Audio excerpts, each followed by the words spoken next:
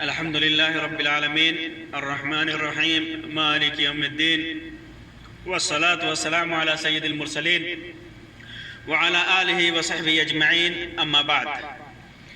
محترم حضرات، آج کی اس مجلس میں آپ کے سامنے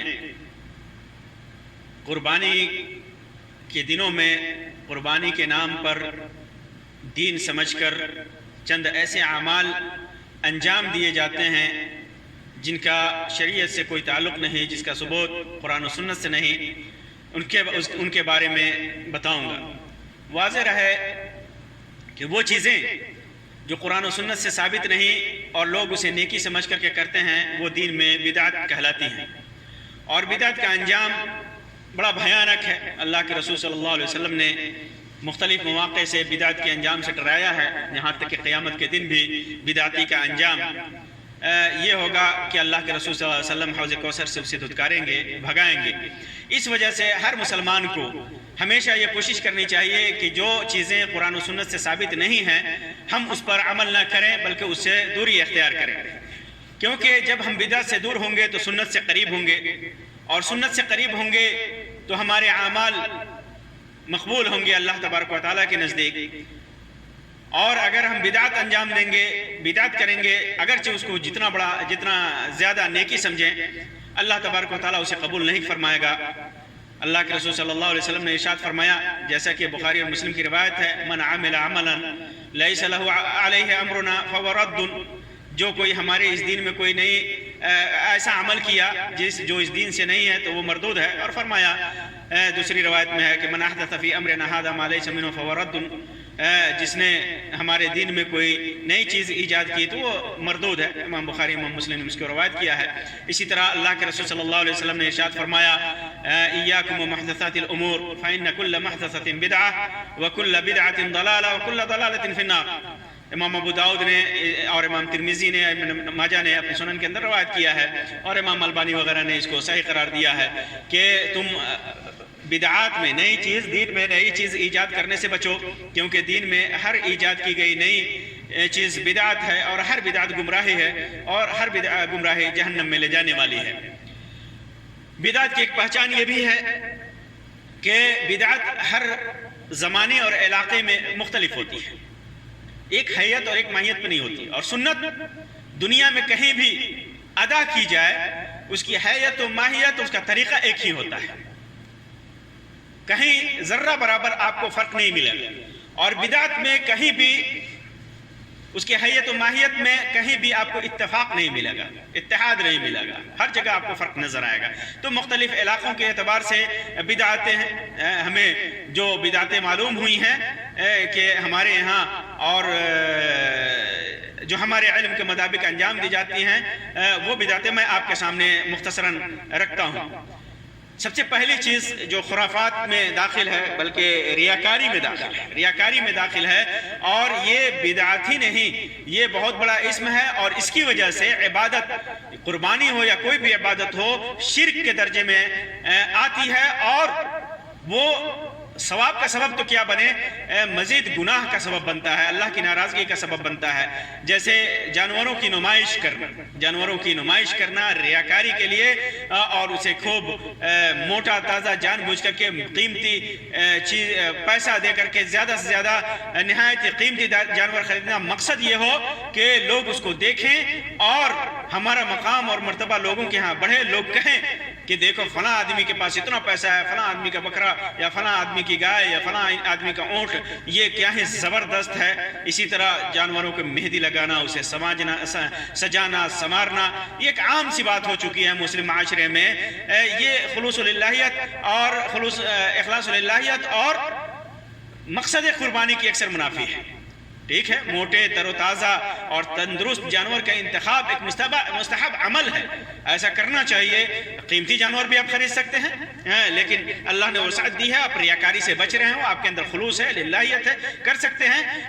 اور اس کی تزئین، نمائش، لوگوں کے اندر اس کو سوشل میڈیا کے ذریعے لوگوں کو پرچار کرنا کہ دیکھو میں نے ایسا اور ایسا خریدا ہے، تمہارا بکرا تو مجھ سے کم ہے، تمہارا جانور ہم سے کم ہے، یہ خاص طور سے ہندوستان اور پاکستان وغیرہ میں دیکھنے کو یہ چیز ملتی ہے۔ اور عام طور پر یہ چیز جو ہے نا، یہ متاثر عمل وہ جانوروں کی بلی کے وقت جو کرتے ہیں غیر مسلم، اس سے لوگوں نے ایسا لیا ہے۔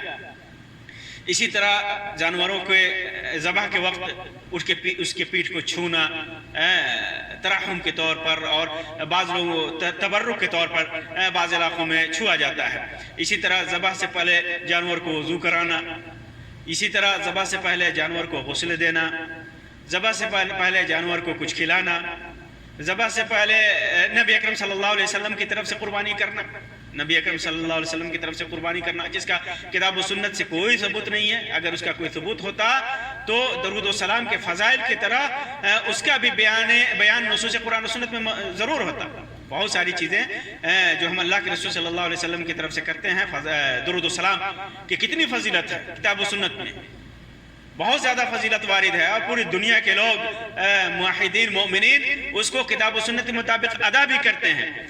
تو اگر یہ اللہ کے رسول اکرم صلی اللہ علیہ وسلم کی طرف سے یہ جائز ہوتا اور نیکی ہوتا تو اللہ کے رسول صلی اللہ علیہ وسلم کی طرف سے صحابہ کرام ضرور کرتے، اور اس کا قرآن و سنت میں ثبوت ضرور ہوتا۔ لیکن کوئی روایت نہیں ہے سوائے علی رضی اللہ تعالیٰ عنہ کی ایک روایت کی کہ اللہ کے رسول صلی اللہ علیہ وسلم نے اوصانی، مجھے اس کی وصیت کی تھی تو میں نہیں چھوڑتا ہوں، اس کو ذبح کرتا ہوں۔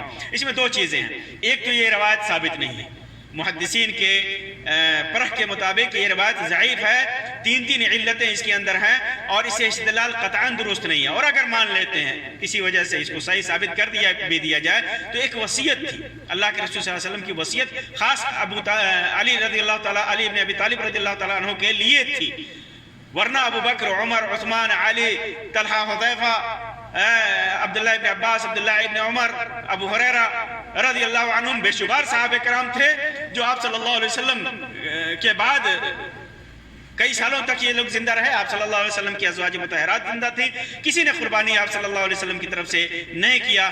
تو اگر یہ چیز جائز ہوتی یا یہ چیز نیکی کا سبب ہوتا تو ضرور اس کا بیان ہوتا۔ اسی طرح مردوں کی طرف سے قربانی، میت کی طرف سے یہ کرنا بھی قرآن و سنت سے ثابت نہیں ہے، جس کے لیے میں نے ایک مجلس میں مکمل دلائل کی روشنی میں اس کو ثابت کیا ہے۔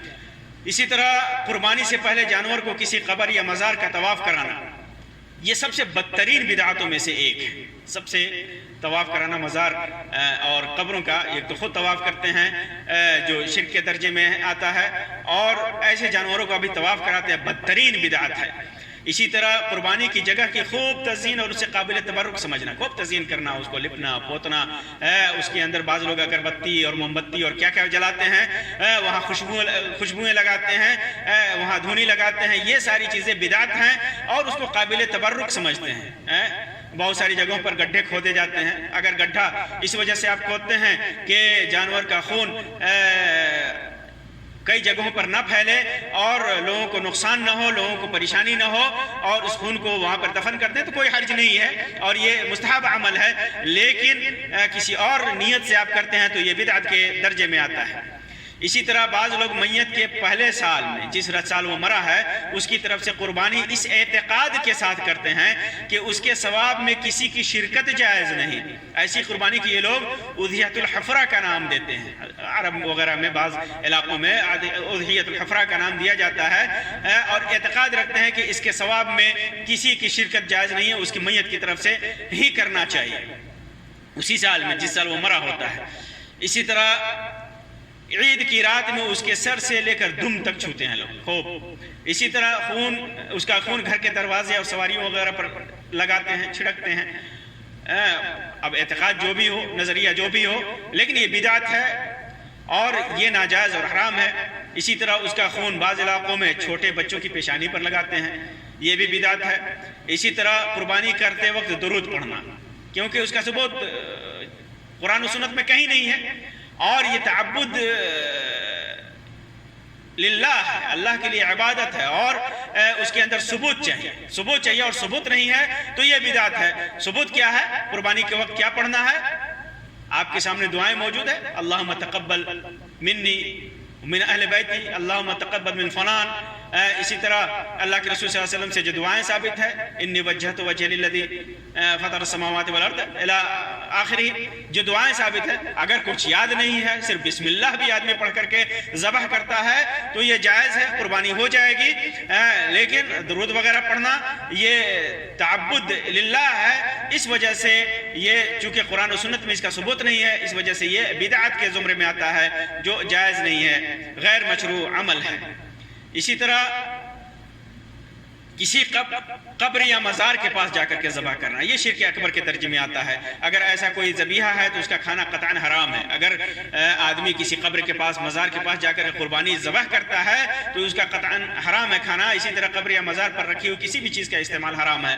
ایک آدمی نے نظر مانی تھی کہ جا کر کے فلاں جگہ پر جانور ذبح کروں گا، یہ کام پورا ہو جائے. اللہ کے رسول صلی اللہ علیہ وسلم سے پوچھا گیا تو کہ میں نے وہاں پہ نظر مانی تھی، تو اللہ کے رسول صلی اللہ علیہ وسلم نے پوچھا تھا کہ کیا اس جگہ پر کوئی میلہ ٹھیلا یا مزار وغیرہ تھا، تو انہوں نے کہا کہ نہیں، تو کہا کہ وہاں پہ ذبح کر سکتے ہو. اگر ایسا ہوتا تو اللہ کے رسول صلی اللہ علیہ وسلم اسے منع کر دیتے. تو معلوم کیا ہوا کہ مزار یا قبر کے پاس ذبح کرنا یہ شرک اکبر کے درجے میں آتا ہے. اگر وہاں کسی نے ذبح کیا تو اس کا کھانا بھی مشکوک اور حرام ہے.